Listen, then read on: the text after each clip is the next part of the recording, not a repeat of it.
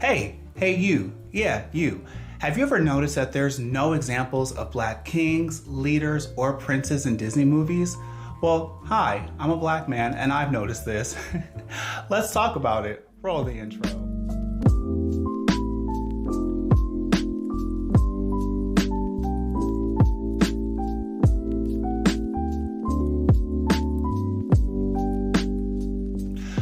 Welcome back, Wonders. It's JoJo, and today, call me King JoJo or Prince JoJo, because if Disney is not going to give us a black prince, a black king, or a black leader, then today I'll just be one for the video.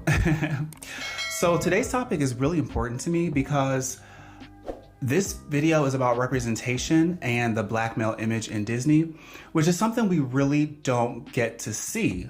I can name maybe 4 prominent black male characters in all of Disney animated history, and like only 3 of them are like positive. So there's that. With that being said, representation is so important. And you know, I may even do a research-based video on why and how it affects children and how those children grow into teens and adults with those kind of issues, because people seem to think that it's not that big of a deal when really it is. And for this video, I'm just gonna speak from my personal experience and the experiences of black people that I've spoken to who are also Disney fans. And essentially, when you don't have representation, or when you see other groups around you getting representation, but you don't, you feel left out. You feel like your group is incapable, like they don't belong. You feel like there's no place for you, like your experiences are invalid, you're not worthy of your stories being told, things of that nature. So we're gonna get into Disney's lack thereof, black male characters, and just the topic overall about how the representation is really lacking and utterly abysmally disrespect. Is abysmally a word? It's abysmal and disrespectful. So let's hop right on into this. So I found myself, along with a lot of other black people, we found ourselves clinging on to every little bit that we could get, no matter if it was good, bad, ugly, or not even human, and we'll get to that in a minute. But we were lacking and still are lacking so much that it's to the point where we're grabbing at animals at this point. Like Louis from Princess and the Frog, okay, he's black. Yay, we have black representation. Be honest, how many of you ever thought in your life like, oh, that's not completely true. Like, you guys have Mushu, you guys have Louis from Princess and the Frog, you guys have Mufasa. Really? Really an animal? It bothers me when people suggest these now. It didn't bother me before because I didn't quite understand it. But now that I'm older to understand it more, it bothers me that we are expected to accept animals as representation. And these animals, of course, are not humans, and they are typically what's called black coded. And if you don't know what coding is, so coding is just a word that describes like ascribing certain characteristics or qualities that are typically seen in a group of people and giving them to a character. It's not always intentional. Sometimes it is. It's not always intentional, but things that are loosely tied to a certain culture or people can be read as trying to emulate that culture in a way for that character. For example, we all love Sebastian from The Little Mermaid. Sebastian is clearly he's voiced by, to my understanding, a Caribbean black man. So Sebastian's design, his big bottom lip, the way he talks, Sebastian is a caricature of a black man as a crab. Mufasa, James Earl Jones was absolutely legendary. We all love James Earl Jones. I can't do it, my voice isn't that deep. But the way he carried himself, his charisma, that's indicative of a stereotype of black men. And so a lot of the times Mufasa is black coded. We also have Mushu from Mulan. Mushu is voiced by, what is his name? Eddie Murphy. He's voiced by Eddie Murphy. And Everybody knows Eddie Murphy is a black man. Everybody knows how Eddie Murphy sounds. Everyone knows how he acts. So when he's pouring himself into the character, a lot of us interpret Mushu as like a caricature of a black man. Even though it's China, even though he's a dragon, it's because these are common things that are being ascribed to this character that are seen in the black community. A lot of us interpret Mushu as being black. Another example is Louis from Princess and the Frog, the gator. Louis plays jazz. He's voiced by a black man. Some of the twang, like the way that he talks, it's reminiscent of a black man. And I feel like when there's a black actor behind it, a lot of the times that's just going to naturally show through. So although we love all of these characters, and I don't want these characters to go anywhere, I love them, this is not black male representation. We are still lacking. Animals do not count. And I personally don't appreciate someone telling me or someone thinking that animals are enough to represent us. Like, no, we're human beings just like everybody else. I want to see a human black male who's doing amazing things for the world, whose story is being told, whose power and influence as a king, prince, or leader is prominent and on the screen. And truthfully, we only do this to black people. Like, for all the white people in the audience, because my videos are for everyone. So for all the white people in the audience, have you ever looked at a white-coded character, say, in my opinion, Timon and Pumbaa, right? Did you ever look at any Disney cartoon character that was white-coded and be like, oh, this absolutely resonates with me. I just feel so represented as a white person. I'm willing to bet that's a hard no. So yeah, we really got to move past this whole thing of taking in animals as our representation. Don't get me wrong, I love me some Powerline. I started to sing, but I cannot sing, and I am not Tevin Campbell, but I love me some Powerline. I love the songs from the Goofy movie. However, Powerline is a dog. I know he's voiced by Tevin Campbell. He has the whole black haircut. He's got the black dancing, the black acting. He's got the whole thing, but it's a dog. It's a dog. That's not a black person. So yeah, Disney, stop being lazy and actually make black male characters that are human, that are unambiguously black, and we'll be much better off. And little brown and black kids can see themselves in these characters and feel like they belong. Now, with that being said, I will take a moment to highlight the black characters, the black male characters that Disney does offer, and we'll just briefly go through them one by one and just kind of talk more about them. So for those of you who think that, oh, you're totally forgetting about Joshua Sweet, because I know someone's thinking about Dr. Joshua Sweet. Let's be honest, one of y'all thought about him. I know he exists. He's great. I like him. However, he's not in a position of power. He's not a leader. He is part of a team, which is great. I love seeing black people on a team. That's wonderful. But his contributions aren't anything particularly special. He could easily be replaced by any character and we really wouldn't even notice. So while we like Joshua Sweet over here, he doesn't do anything to have a significant impact for the image of black males. Next is Dr. Facilier from Princess and the Frog. He's evil. Enough said. Side note though, I have no problem with a black man being a villain. I have no issue with that. But as you'll see in my upcoming video, why Dr. Facilier is kind of a problem in that movie. Outside of the movie Princess and the Frog, I have no problem with Dr. Facilier, but he is evil, so we don't really want evil men representing black men. Just not really a good look. And then from the same movie, James, Tiana's father, he's wonderful. He's a community-oriented man. He does have influence. I mean, not a huge influence, but he does have influence in his community, in his neighborhood. He's loving. He's a wonderful dad. He's a wonderful husband. Those are all great qualities, except he dies in the first 5 minutes of the film. So he's gone. There's no black man anymore. Like I said, we'll talk more about it when I get to the Princess and the Frog video, but yeah, unfortunately I have to cross James off the list too. He doesn't really count. Next is Felix from Encanto. So Felix by race is black and he's Latino by ethnicity, which I'm fine with that. However, Felix, like all of the, or almost every single black male character in Disney period, is just a support character. He does nothing for the story.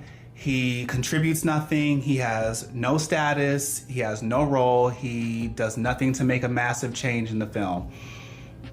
He doesn't even have a special gift of, what is the last name? Madrigals? Yeah, of the Madrigal family, he is one of the people without a gift. So he's not really doing anything but just being there. So I kind of have to cross him off the list. Next and lastly is Ethan from Strange World. Now, I did not see this movie, but I feel like I don't need to for this video because at the end of the day, Ethan is biracial. And I have a video breaking down the whole biracial thing. It's called They Say Black Comes in All Shades. So if you ever want to watch that, you're more than welcome to.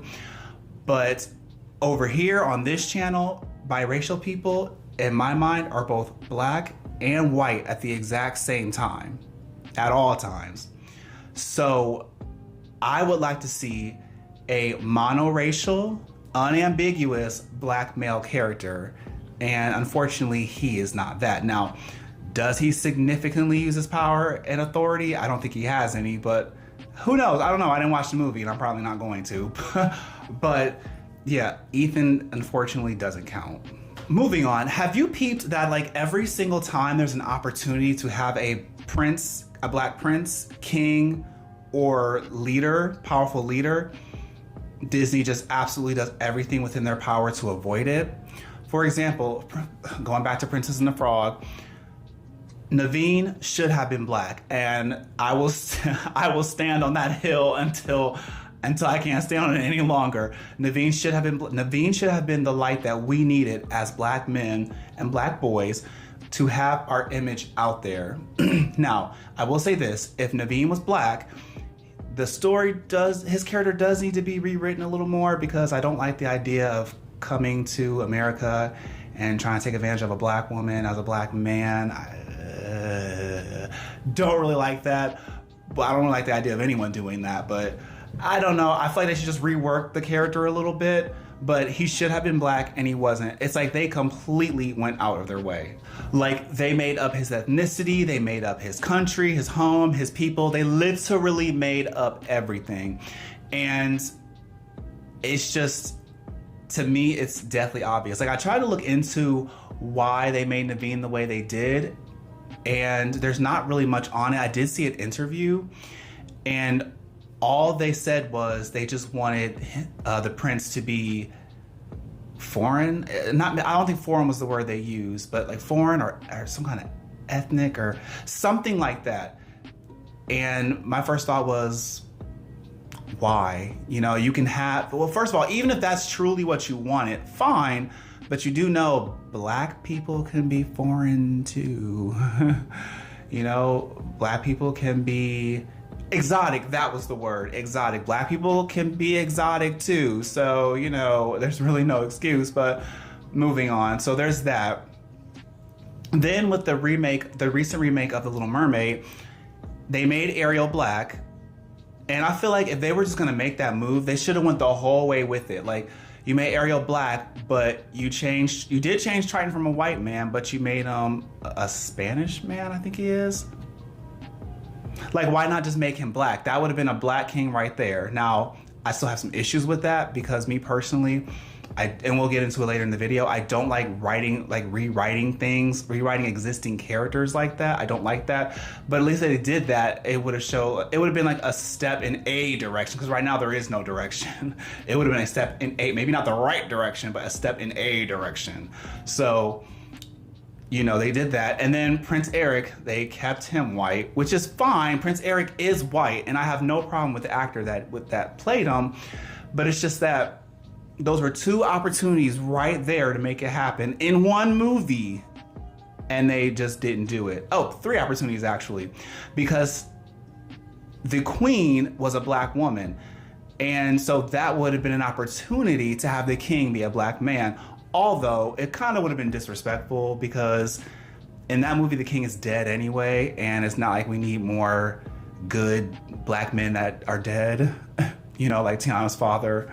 So another thing that really irks me is when, and I know it's because of the lack of representation. Like I said, black people, we tend to snatch anything up that we can.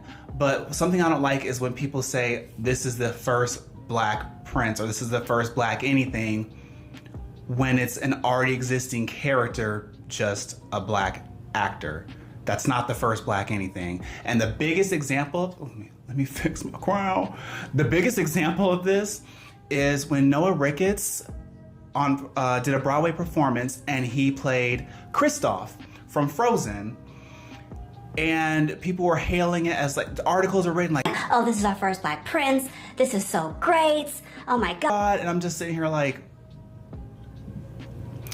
how can you be the first black prince when Kristoff is already an established white male Scandinavian inspired character?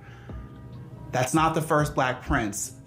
What they should say is, what the headline should say is that this is the first black actor to play Prince Kristoff, and in parentheses, maybe a traditionally white character.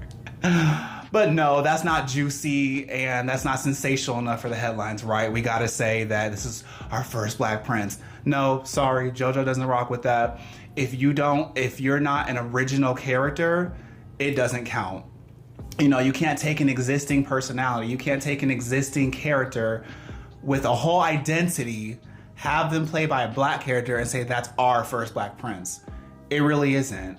No more, he's no more prince, he's no more our first black prince than Ellie Bailey was our first Princess Mermaid. She's not, because Ariel is already an existing girl who's white with blue eyes. I've already covered this in my last video, but we know what Ariel looks like. So that's not really our first Princess Mermaid because Ariel already has an identity, but I'm not gonna dig up that grave again.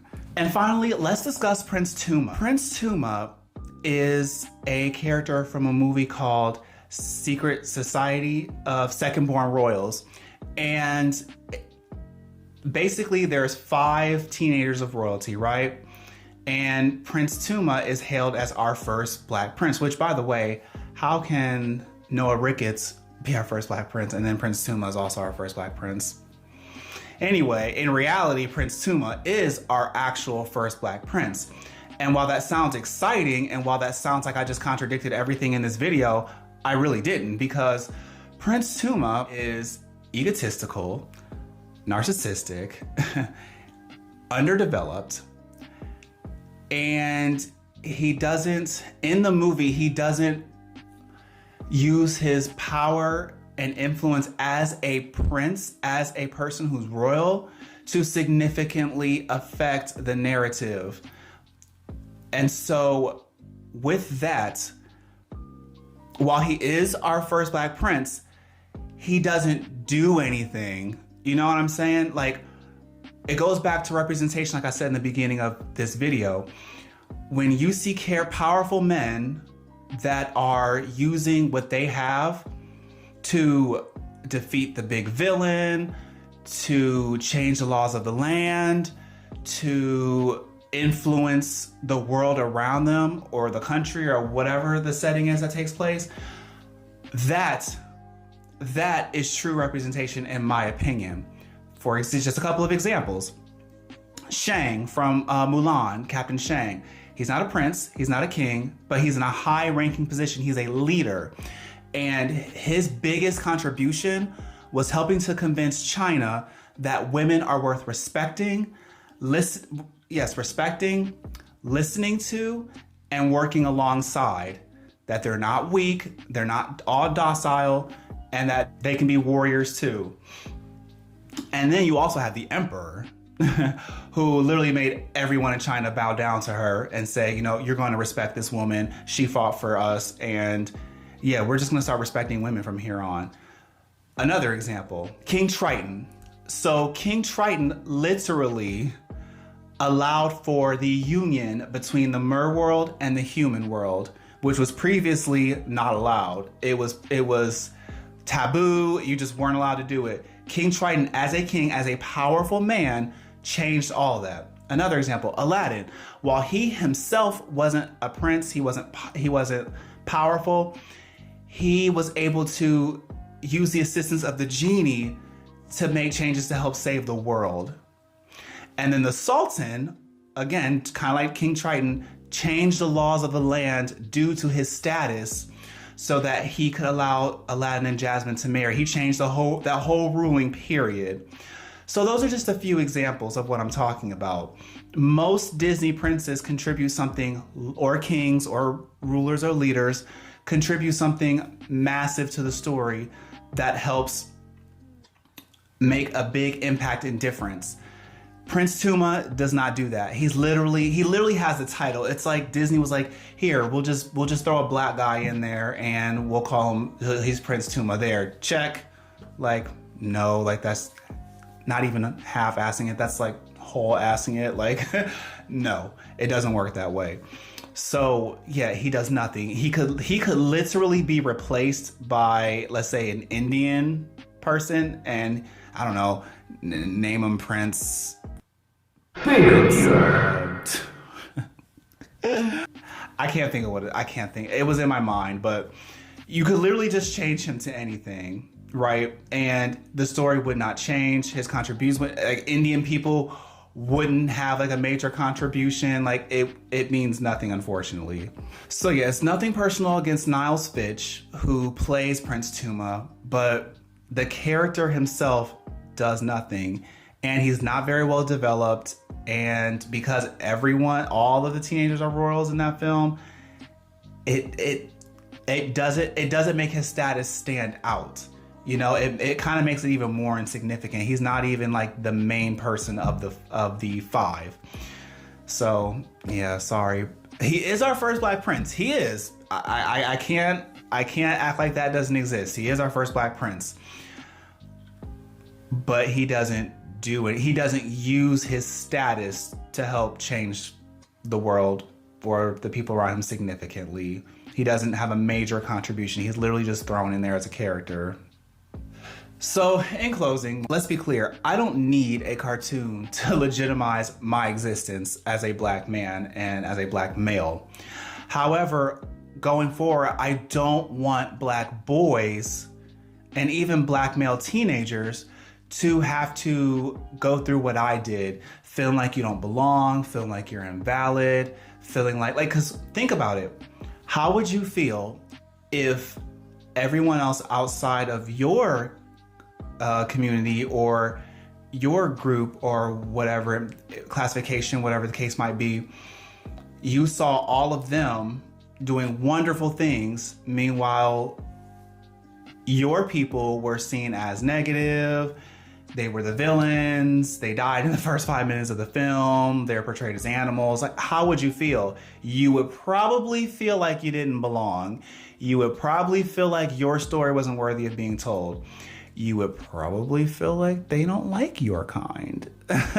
So yeah, just kind of put yourself in those shoes and maybe you can begin to understand. So I don't want future generations to have to go through that, because at the end of the day, even though we're not acknowledged, Black males, whether it's boys, teens, or men, watch these films too. They grow up with these films too.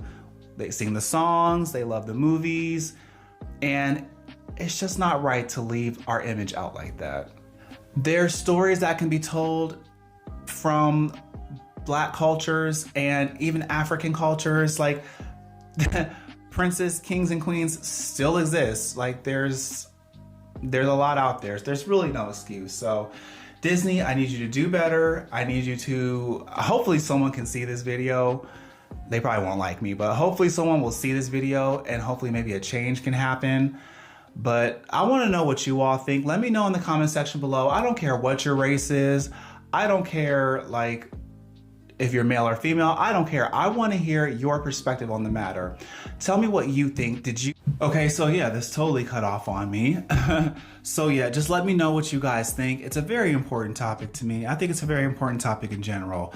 But yeah, have you guys like ever felt like you noticed that characters were black coded in Disney, especially black men.